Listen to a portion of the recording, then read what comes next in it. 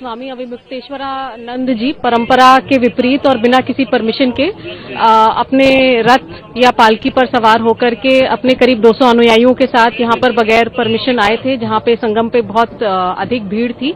यहाँ पे करोड़ों की भीड़ संगम पे थी और उन्होंने करीब बैरियर तोड़ करके वो आए और करीब उन्होंने 3 घंटे तक हमारा जो है वापसी मार्ग अवरुद्ध किया, जिससे जितनी भी जनसामान्य था उसको बहुत असुविधा हुई और कोई भी जो घटना है वो घट सकती। आपके इस वक्तव्य का पूरा पेशवा रिकॉर्ड के साथ प्रत्युत्तर किया जाएगा। आपने परंपरा की बात की है, आप परंपरा के बारे में जानते क्या हैं?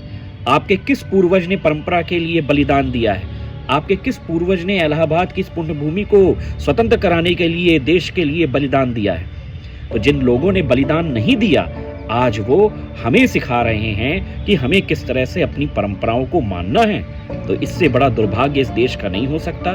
प्रथम स्नान और पूरे लाव लश्कर से स्नान करने की उनकी 300 वर्षों पुरानी परंपरा है। हिंदुओं के पास 500 साल तक कुंभ में स्नान करने की कोई जगह नहीं थी। इस पर जजिया लगता था, हिंदुओं के इकट्ठा होने पर रोक लगी हुई थी।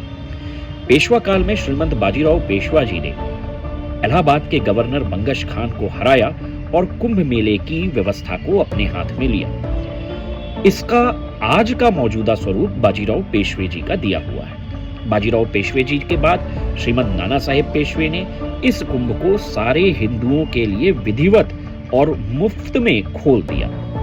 तो जब इस मेले का प्रबंध आया नाना पेशवा जी के पास, तो उन्होंने सबसे पहले श्रीमंत शंकराचार्य जी को बुलाया और उनके प्रथम स्नान की परंपरा को निहित किया।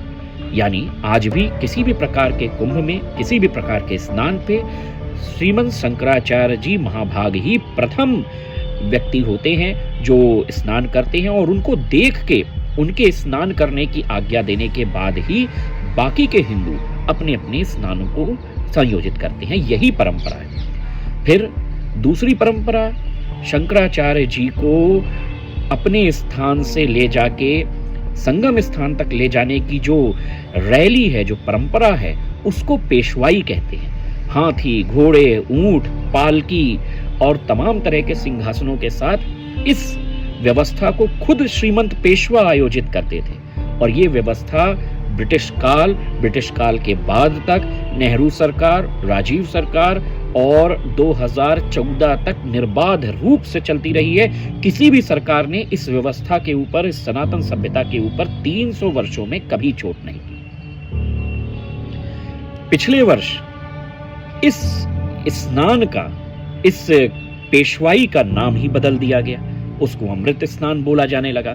और इस वर्ष स्वयं शंकराचार्य जी को वीआईपी दर्शन के एवज में रोक दिया गया। यानी वीआईपी अपनी घोड़े गाड़ी कारों से, महंगी महंगी गाड़ियों से आके दर्शन कर सकते हैं, लेकिन शंकराचार्य जी जो आम हिंदुओं, गरीब हिंदुओं के प्राणेत हैं, जो वहां पे अपने देव भूमि के स्नान को लेके प्रतिबद्ध हैं, उनको स्नान करके एक छोटी सी पालकी में करने का आदेश नहीं दिया जा सकता। तो ये सनातन के विरुद्ध परंपरा है।